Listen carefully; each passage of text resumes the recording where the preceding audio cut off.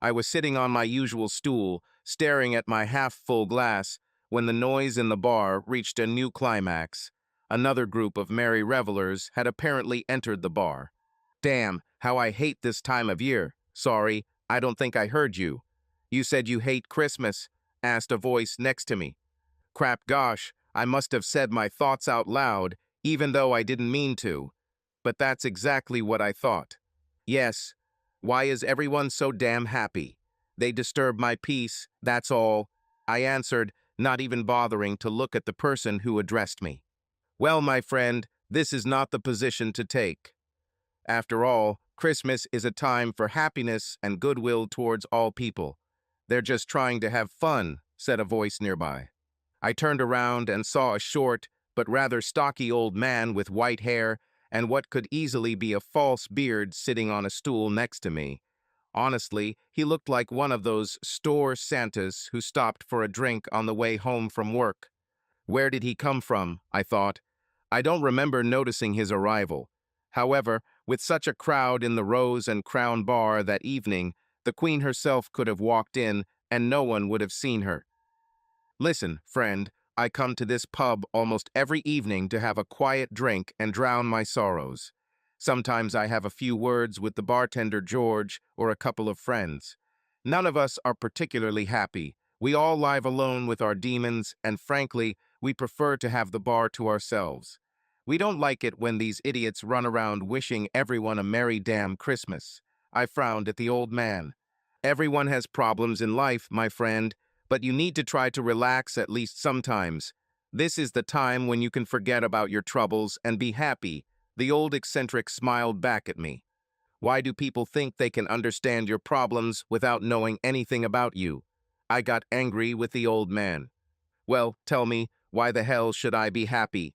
I growled in response. This arrogant old man was already seriously annoying me, so I decided to tell him my story from the very beginning to the end.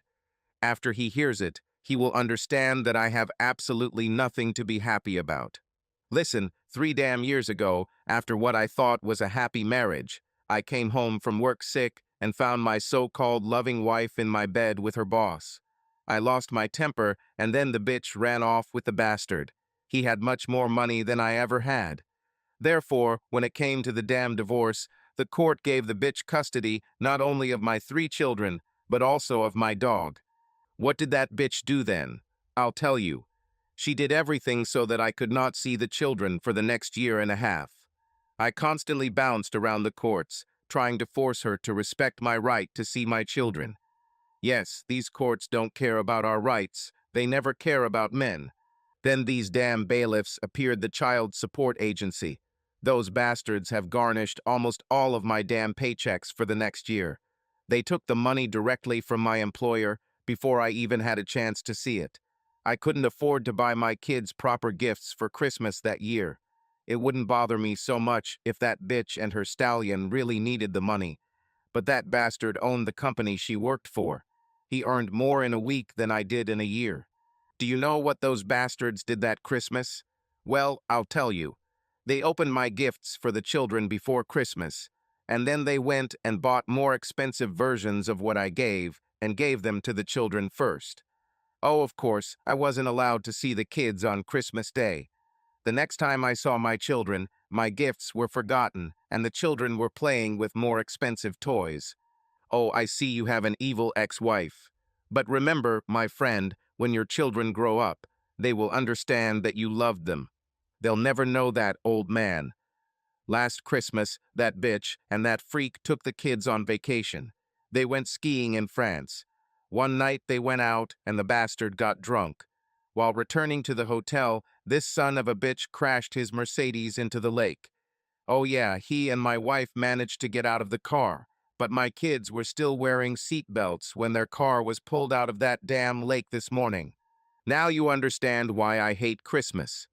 For me, this time is just a terrible memory. My friend, I'm sorry that you had to go through such difficult years, but you must try to move on.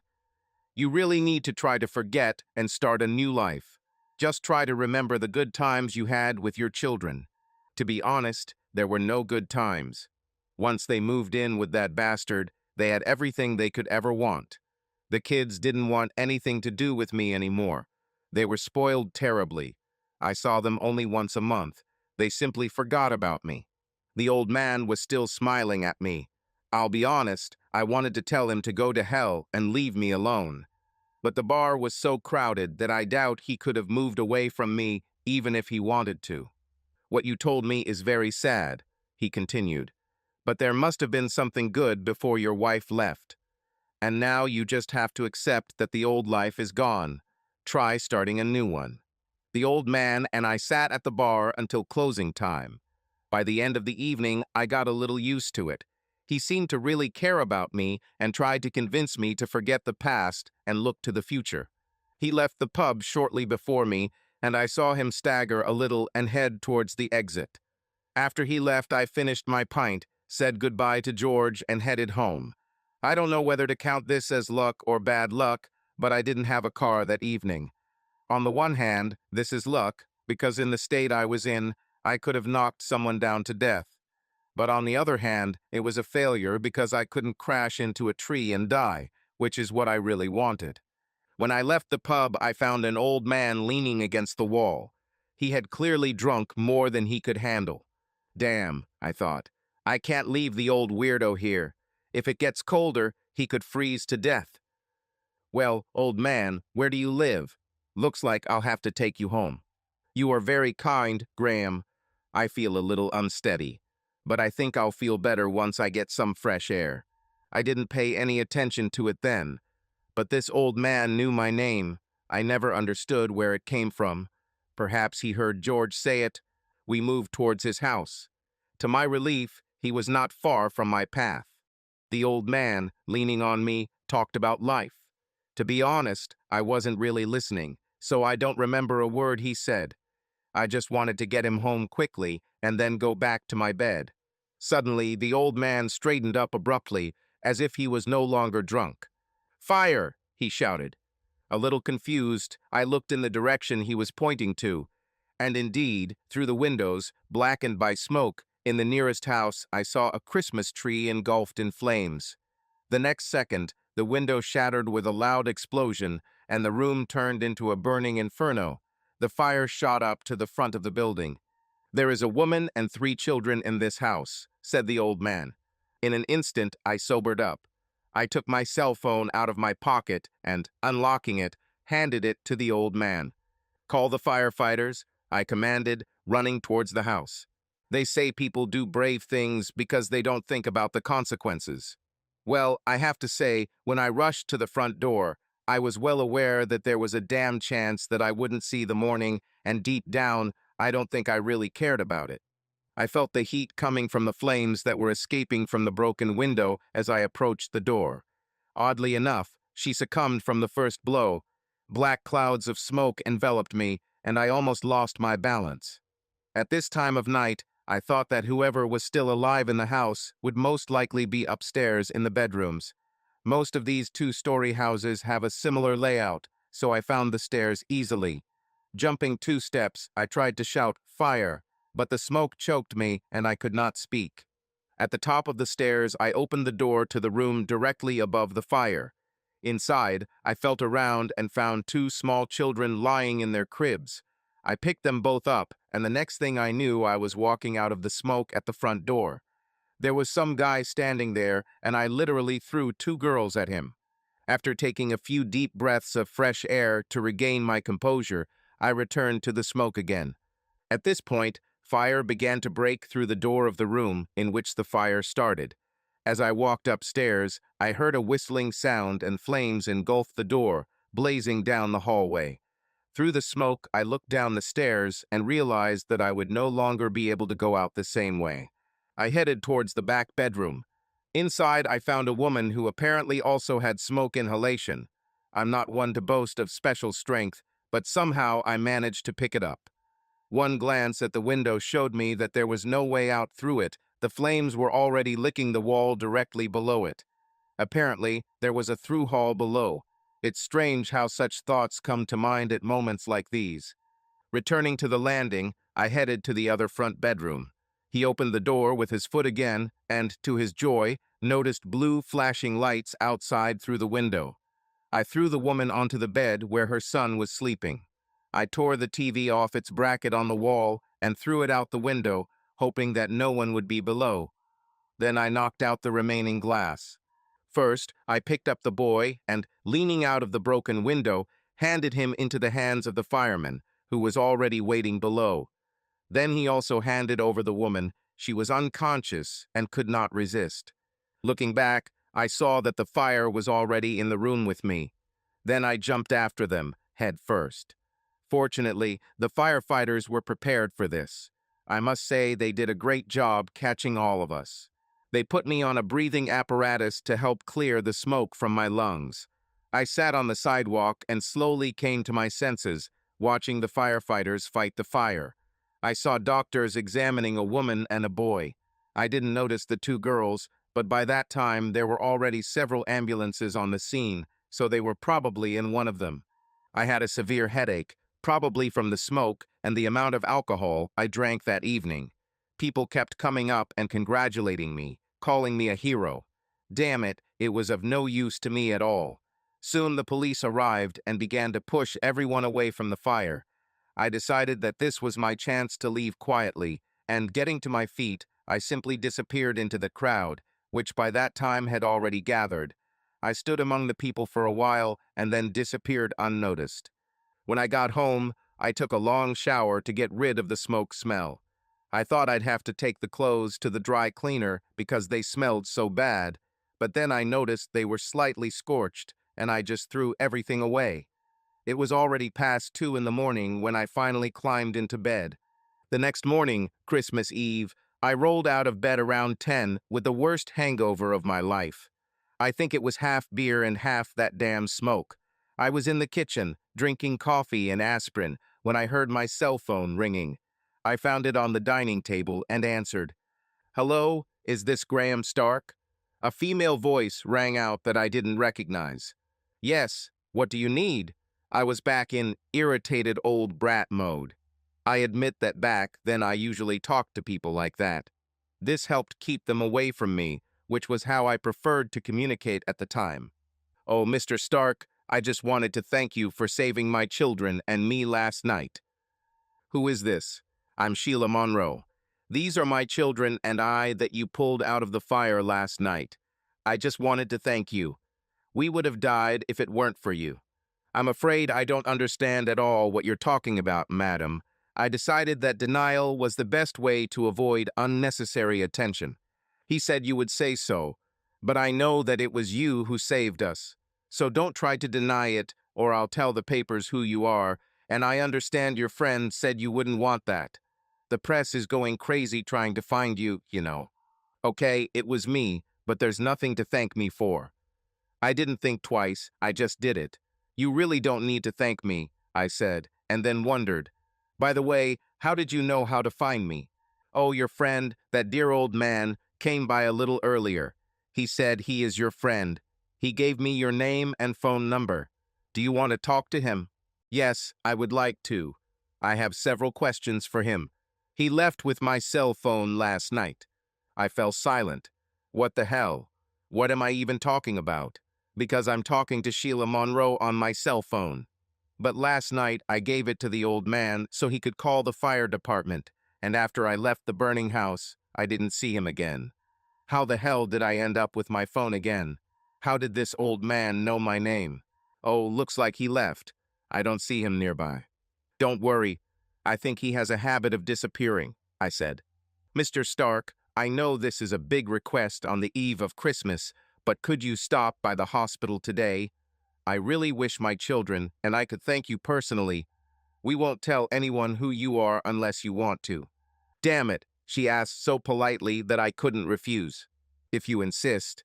But really, it's enough for me to know that you and the kids are okay." What a damn hypocrite I was.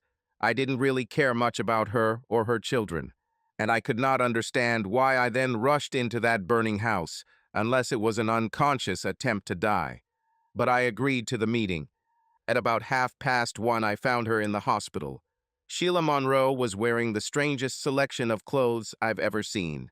Well, yeah, I didn't give them time to get dressed last night, did I? Sheila recognized me immediately as soon as I entered the room. "Oh, Graham, it's so good that you came," she said, putting her arm around my neck, and then began to talk to me as if I were an old family friend.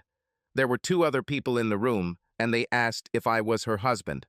She answered them. "No, Graham is just a special friend." These people left, and then Sheila apologized for her behavior, saying that they were reporters and she didn't want them to know who I was.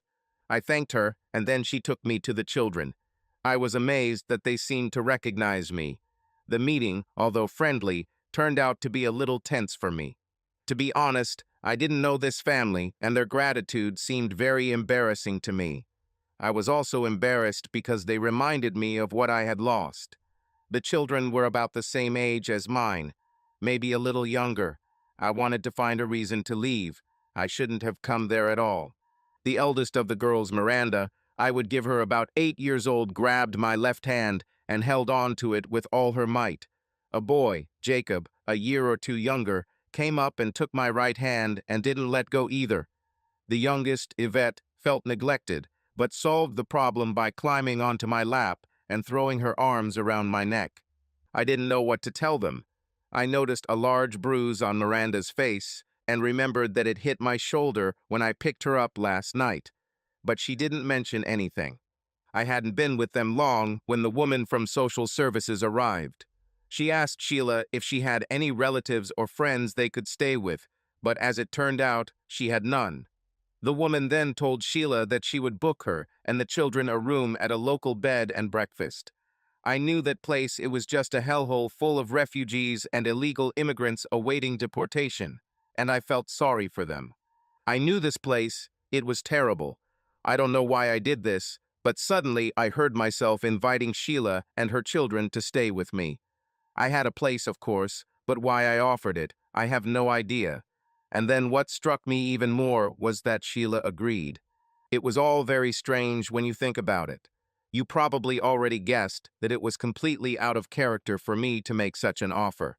And for Sheila, if you think about it, it was also strange to accept an offer for housing from a person who was in fact almost a stranger to her. The day was getting weirder as all four of us got into my car and we headed to my house. And suddenly I realized that I had practically no food for them in my house, so we stopped at the supermarket and bought everything we needed. We left with 4 full carts of groceries we were preparing for Christmas for 5. While we were standing in line at the checkout, I looked at my guests and realized that they had almost nothing to change into. So after the supermarket, we went to a nearby clothing store where my credit card again took on an even larger load, although Sheila assured me that she would return the money later, which it eventually did. When we arrived at my place, I showed them where they could settle down. It was painful to see these children settling into my children's rooms. I told Sheila that she would sleep in my bedroom and I would sleep on a cot in the office on the first floor. This way she will be closer to the children and I will be on a different floor, which would exclude any compromising situations. You see, nowadays there are a lot of strange types and Sheila didn't know me at all. I was just being cautious.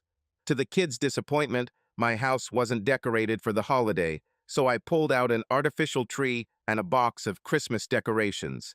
The children and I set to work with great enthusiasm. As always, I fiddled with the garlands for a long time, trying to get them to work. Why is it that when you put them away, they work great, but when you take them out the next year, you have to check almost every light bulb before they work again? Sheila still had a problem with Christmas gifts for her children, and I solved it by taking out from the closet the gifts I bought from my children last year, but they never got around to receiving. I hid them and tried to forget about them, but although it was hard for me, I'm glad I did it.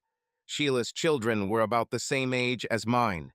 Christmas morning was a pleasant time for me, the best Christmas I've had in years. I had a strange feeling watching the children unpack their gifts. Honestly, I don't want to go into details, it's too painful. Sheila started cooking Christmas dinner while I played with the children. At about 12 o'clock, an employee from Sheila's insurance company arrived. He was an expert in claims handling and told Sheila that she had nothing to worry about. The company would handle the home renovations and would soon let her know where and when she could pick out new furniture and carpets. God, how efficient they are, I remarked to Sheila after he left. You have no idea. I haven't even told them about the fire yet, she replied. I wonder how they knew where to find me. We couldn't figure it out. Later, when we asked the insurance company this question, we were told that they received a phone call on Christmas Eve morning reporting a fire and filing a claim on Sheila's behalf. The strangest thing is that the call was made before I even went to the hospital to meet Sheila and invited her and the children to stay with me. That Christmas was good for me. Yes, I did kiss Sheila under the mistletoe, but it was a very small kiss, and we only did it because the children insisted. The appearance of children in the house immediately attracted the attention of the neighbors. More precisely, their children. I looked out of the kitchen window on Boxing Day and spotted a few of them playing with Sheila's children in the garden. Suddenly, those neighbors who had avoided looking me in the eye for the past few years began actively waving and smiling at me as soon as they saw me. Some even stopped me on the street to chat.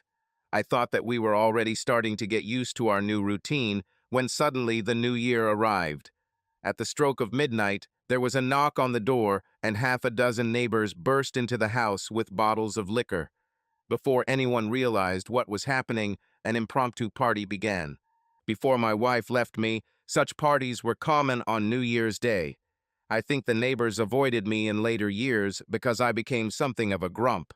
But now it seems they have decided to make up for lost time. I won't go into details because, to be honest, I don't remember many moments of that evening, except that at some point, when all the neighbors had already gone home, Sheila and I, both having had too much, suddenly started kissing on the sofa. I don't know what I was thinking or what exactly I was doing, but suddenly I realized that this was not entirely correct. Sheila was a very beautiful woman, and I am sure that few men would refuse her in bed. But damn, I wasn't anything special, and I wondered why she was letting me do this. I didn't want her to sleep with me out of gratitude for the fact that I saved her and her children and provided them with shelter. So I quickly stopped it. Sheila, it seemed to me, was a little surprised that I stopped everything. She looked embarrassed, fell silent for a while, and then quickly went up to her bedroom. We never discussed what almost happened that night again, and we haven't been close to those moments since. Although we became very close friends over the following months, we had a very strange situation in which we both tried our best to avoid physical contact with each other. You know what I'm talking about, when one person goes around the room completely instead of just walking past the other. The kids started calling me Uncle Ray because, for some reason, little Yvette couldn't pronounce Graham correctly. Her pronunciation sounded like Ray, and soon all three kids started calling me Uncle Ray. For the sake of simplicity and not to confuse the children, Sheila also started calling me Ray. Over time, the neighbors' children began to call me Uncle Ray, and soon this name stuck with me everywhere. I spent a lot of time with the children over these months. At first, I took them for granted, just as I probably once took my own. But when they suddenly disappeared, I began to miss them a lot and regret that I had not done everything I could with them. Living with Sheila's children, I felt like I had a second chance, although sometimes in the evenings I felt sad and wondered if I was a good enough father to my children. Over time, I learned that Sheila's husband had passed away himself. It turned out that his business went bankrupt, and he simply could not cope with it. He had a nervous breakdown, became depressed, and then eventually died. I didn't find out all this at once, and not from Sheila herself. I had to put all the pieces together from different conversations. The renovation of Sheila's house started quite quickly, but we were told from the very beginning that it would take quite a long time. The fire was so intense that it caused significant damage to the structure of the home, requiring almost complete reconstruction. Even the people living in the other half of the house had to move out for a while the new common wall was built. All five of us visited the house every week to see how the renovations were progressing. From the outside, it seemed that our life looked completely normal. Sheila and I, to those who didn't know us, seemed like husband and wife living together with 3 children. But in reality, this was not the case. We did not have the intimacy that usually arises between husband and wife. In the first months, Sheila and I left the house together only to do shopping, go to the cemetery Sheila's husband was buried in the same cemetery as my children, or to go see how the renovation of her house was progressing. Over time, I began to take part in children's school activities. I became increasingly fascinated by their extracurricular activities. The reaction of the teachers who knew my children was interesting. Some of them clearly remembered that my children had died. One day, a teacher made a mistake and called Miranda my daughter's name, which made him embarrassed when Miranda corrected him. I mentioned this because I myself never confused their names, although sometimes in my dreams these children seemed to merge with each other. As my relationship with my children grew closer, things remained the same with Sheila. It was like we were keeping each other at a distance. However, I increasingly found myself sneaking glances at her in the evenings because she was an attractive woman. Sometimes it even seemed to me that she was watching me. In the summer, I took everyone on a camping holiday to Wales. This was a new experience for Sheila and her children. I provided them with a large family tent, and I slept in my old backpacking one. Once they got used to living without modern conveniences, they really began to enjoy it, and we went out into the countryside a few more times before the end of the summer. At the end of the summer, Sheila began choosing paint colors, furniture, and rugs for her home. I took her everywhere and gave her advice, although I did not consider myself an expert in these matters. By October, the house renovation had come to an end, and we had planned to move in the last week of the month, but the dates were pushed back to early November due to problems with the central heating. And then, suddenly, I found myself in an empty house again. I knew this day would come, but that evening when I returned from work to find the house empty, it was a real blow. I looked around and immediately left.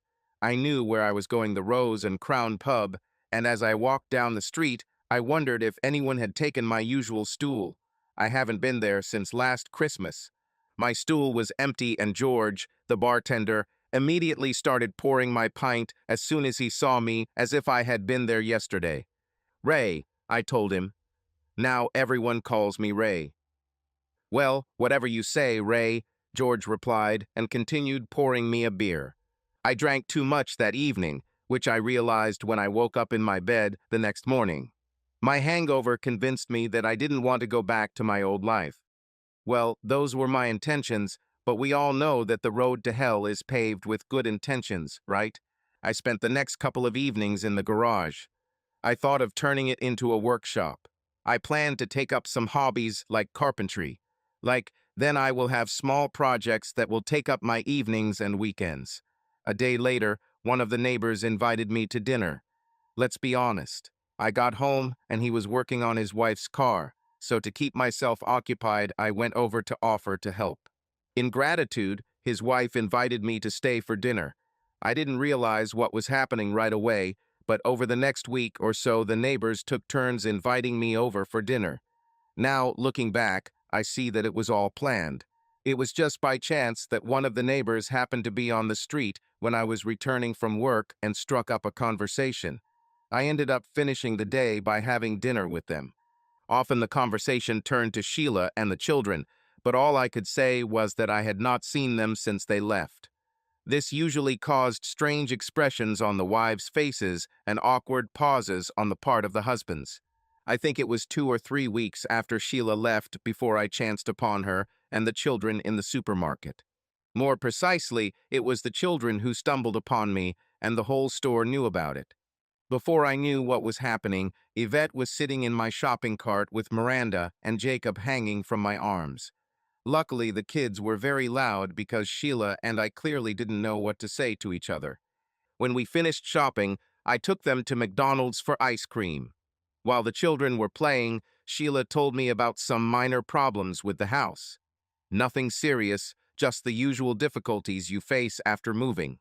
Something made me invite them to dinner at my house that evening. For a moment, I thought Sheila was hesitating, but the children made the decision for her. Although, to be fair, Sheila was cooking dinner. Perhaps she was hesitant because she had tried my cooking before. That evening was pleasant. The children played with the neighbor kids, and I helped Sheila in the kitchen or interfered. She never said what. We seemed to have returned to the way we communicate when they still lived with me. However, when I tried to call the children and tell them to wash their hands before dinner, a small incident occurred. Sheila and I crossed paths at the kitchen door, and she lost her balance. I instinctively grabbed it to stop it from falling. For a moment, she was in my arms, after which we began to apologize to each other like crazy, then quickly went our separate ways, embarrassed. Dinner was accompanied by continuous stories from the children about how they spent the day. When we finished, I took them home. We discussed the possibility of meeting again, but never agreed on an exact date. My car was left in the Rose and Crown parking lot that night. I was too drunk to drive. The next morning, after I had slept, I went there to pick up the car, but it remained in the same parking lot for another night. Honestly, I just didn't want to go back to an empty house unless I had to. Or he was so drunk that he didn't notice the silence.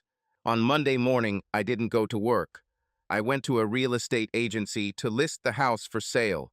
I had no idea where I was going to live, but I knew I couldn't stay in this empty house any longer. Losing one family was hard enough, but losing a second was too much. I moved out of the house, although I left it furnished, because the agent said it would be easier to sell. I moved to a small residential hotel near my place of work. The hotel was quite cozy, but I made almost no friends among the other guests. Over time, I began to turn back into the same gloomy old curmudgeon I was before last year.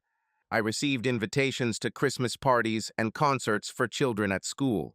I sat next to Sheila at all these events and felt a little uncomfortable because there wasn't enough space in the room and physical contact with Sheila was inevitable. I knew she didn't like it because whenever I accidentally touched her, I could feel her tense up. We again discussed that I would come to their place for dinner, but somehow I again managed not to set a specific date. The children asked if I would come over for Christmas and were clearly upset when I replied that, unfortunately, I already had plans. I made up some story about going to visit my sister on the South Coast. I'm not sure Sheila believed it, but I think the kids did. I spent a lot of time choosing Christmas gifts for Sheila and her children and arranged with a local courier service to have them delivered to their home on Christmas Day. It was expensive, but I thought the surprise factor was worth it. On the evening before Christmas, I was again drawn to the Rose and Crown. It's strange that it wasn't as crowded as last year, probably because the day of the week was different. Somewhere around 10, I suddenly heard a voice. "Well, are you happier this year, Ray?" I turned around and saw the same old man sitting on a stool nearby. "Oh, it's you again. Where did you come from?" I was surprised.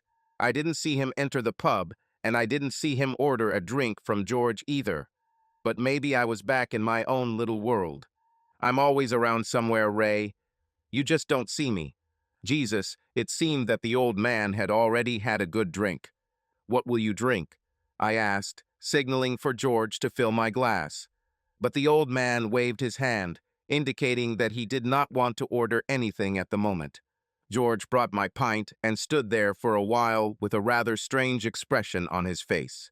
"This is at my expense, Ray, and I think you'd better stop there for today," he said, refusing to take money from me. I didn't pay much attention to George's words because I had several questions for the old man. "Listen, where did you go that night when there was a fire?" I asked him. "When I left the house, you were no longer there." "I've been busy, Ray," before I retired. The old man fell silent for a few seconds, as if thinking about what to say next. "Before I left, I was a pediatrician. I helped the doctors in the ambulance with the children. When I left, you were no longer there." "But my phone, how did you return it to me?" "I gave it to the policeman. You know, you didn't look very good when you left the house. I thought you wouldn't be interested in this. I think he gave it to you or put it in your pocket." Admittedly, this could explain how I ended up with my phone. I don't remember exactly what happened or what the police officer said when he asked everyone to move away from the fire. "You were in the hospital the next day," I said, still trying to understand who this old man was and why his actions seemed strange to me. Of course I was. I wanted to know how children recover. You know what a lucky coincidence we had. A few more minutes and tragedy would have happened. But you gave Sheila my phone number. How did you know it? And my name too. From your phone, Ray, you have a sticker on the back with your name and number. It was true. At work, all the phones are the same, so we put stickers on them with the owner's name so as not to get confused. While I was drinking beer, I continued to ask the old man questions, and he gave quite logical answers. But something still didn't add up in my head. So, Ray, are you going to spend Christmas with Sheila and the kids? He suddenly asked. No, I didn't think that was the best idea, I replied. And why? He asked in surprise. Because of Sheila, I looked around to make sure no one could hear us. George was pouring drinks at the other end of the bar, and there was no one around to overhear us. I think I fell in love with her. And that, in your opinion, is a good reason not to spend Christmas with her. I'd say it's a great reason to spend it with her and her family. But she doesn't feel the same way about me. Where did you get this from? Well, I did something stupid. Damn, I don't know why I'm telling you this. Maybe you just need to talk it out. Come on, tell me everything. On New Year's Eve last year, she just moved in with me a couple of days ago, and to be honest, I overstepped the mark a little. I think I offended her. Oh, and how exactly did you cross the line? Well, I kissed her and, oh God, I didn't touch her the way I should have. Can we not talk about this? No, I think we should continue. So what did she do to stop you? Nothing. Look, I was drunk. Why doesn't this surprise me? The old man interrupted. Well, in general, I suddenly realized what I was doing and stopped myself. So she didn't stop you. Did you stop yourself? Yes, if she didn't stop you, maybe she wanted you to continue. She might have allowed me out of gratitude for saving her and her children. But I don't want a woman to sleep with me out of gratitude. Have you discussed this with Sheila? Are you kidding me? It would be too awkward. It was already inconvenient for her to live with me after that. Oh, so she was so embarrassed that she decided to stay with you.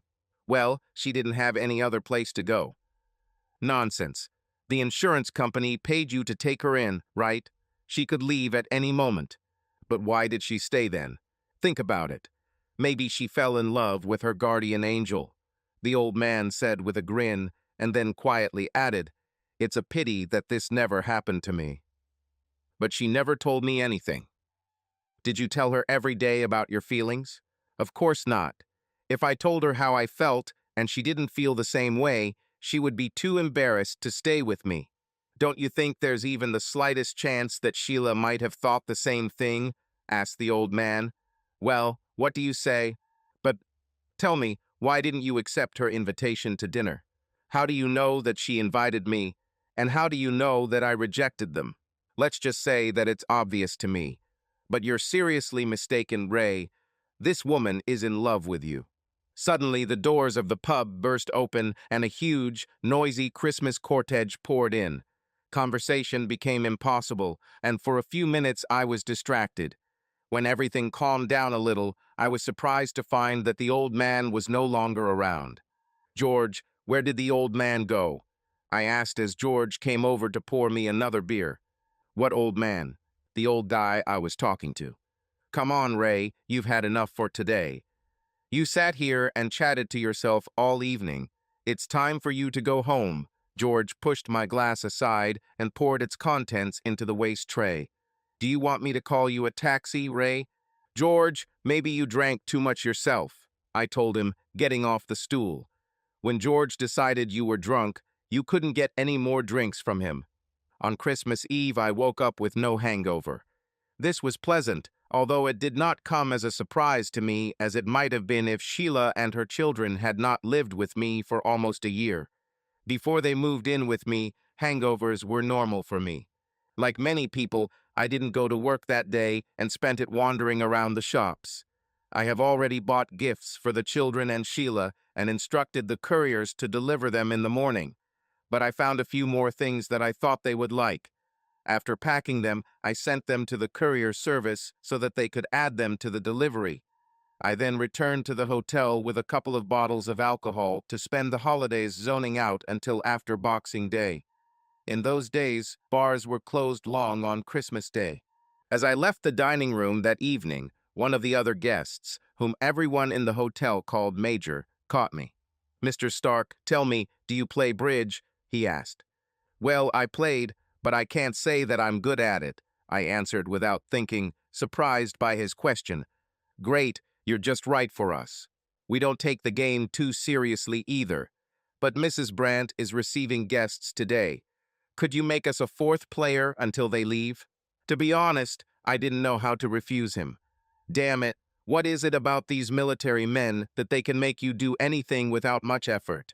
And now I'm sitting with three old grumps playing damn bridge instead of going to the Rose and Crown. After all, this is just before Mrs. Brandt's guests leave, I thought. Yeah, it's not like that. Mrs. Brandt never showed up and we played until midnight. The Major and his friends thanked me for my participation when the game ended and they went to their rooms. By that time, they already realized what a mediocre player I was, but they didn't say anything about it. Luckily, we didn't play for money, otherwise I would have gone broke. After they left, I sat in the living room for a while and watched TV. It was only after I had gone to bed that I realized that I had only had a couple of glasses of sherry all evening with the Major and his friends. I wanted to drink beer, but it seemed somehow inappropriate to drink it while playing bridge. I got up early on Christmas Day. The devil knows why. Maybe because I hardly drank the day before. Walking down the stairs to the hotel lobby, I was surprised to find a surprise there. "Mr. Stark, you have packages here," the girl at the reception told me. I took another look. Damn it, those were my gifts for Sheila and the kids. What are they doing at the hotel? Thinking that the couriers had messed up the delivery, I called them to demand that the packages be delivered to the correct address. But all I heard back was a Christmas message from the answering machine saying that the office would not open until after Boxing Day. "You know, the man who delivered them seemed a little crazy to me," commented the young girl from the reception, ignoring my curses when I hung up. "Don't tell me. Short, a little plump, with white hair and a beard?" I asked, looking at her. "Yes, that's him." "Do you know him?" she asked, smiling. "Unfortunately, I think so. Can you call me a taxi and ask him to deliver the packages?" "Of course, Mr. Stark. Go to breakfast. I'll call you when the taxi arrives so you can pay for it." When I left the dining room after a leisurely breakfast, there was still no taxi. "Sorry, Mr. Stark, but I called all the services we usually work with, and not one of them can send a car. This seems strange to you, but for me it is already quite natural when it comes to that old man," I told her. "Can you help me carry the packages to the car?" When I arrived at Sheila's house, the door immediately opened and all three children ran out to greet me. I won't go into detail about that day, but I will say that although I said I wouldn't come, my presence seemed to be expected. I noticed that in the dining room a table had been set for 5. After the children calmed down a little, I asked Sheila, "Did you know that I would come?" "Certainly," she answered with a smile. "But I told you I couldn't come." "Yes, you did," Sheila confirmed. "But your friend assured me yesterday that you will be here." "Don't tell me it's that little fat guy again." "Yes, that's it. The same one who came to the hospital last year. Did he say anything else? Only when you come in, I have to lock the door and take the car keys from you." I looked back at the table where I had left my keys, but they were no longer there. "Are you looking for this?" Sheila asked cheerfully, holding my keys up in front of me. "Yes, can you return them?" "Of course," she answered, looking at me with a smile. Then, as if nothing had happened, Sheila pulled back the hem of her dress and tossed the keys into the neckline, letting them slide deep into her cleavage. After that, she calmly sat down and smiled again. "What should I do now?" I asked in bewilderment. "What do you think?" Sheila answered with a smile, then stood up abruptly and ran to the living room door. "You know where the bedroom is, right? Sheila and I got married in less than a month. Well, you probably saw it coming, even if I didn't see the obvious myself. But there are none more blind than those who do not want to see. Since then, we have been living in this house together for 13 years. Now I am sitting in a chair on the eve of Christmas. My beloved wife is next to me, and we are looking at an old, burnt photograph that hangs above the fireplace. This photo came to us shortly after our wedding, when some of the photo albums that had been rescued from Sheila's burned house finally returned. They were damaged by water and fire. The insurance company sent them to specialists to see if anything could be repaired. Sheila, who is in this photo?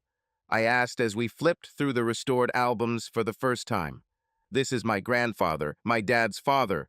I really loved this photo. Does he really look like Santa Claus? Yes, it looks like it. I wonder if he reminds me of that old man. Well, the one you call my friend.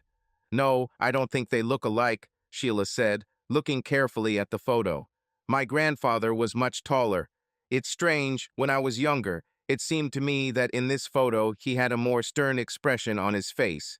And now he's literally beaming with a smile. Perhaps memory sometimes plays tricks on us. Life goes on. Subscribe to our channel so that your love doesn't cheat on you, and go ahead and listen to the next story, because this story is nothing compared to the next one. If you're under 18, don't even think. Click to the next one. Click to the next one. Click to the next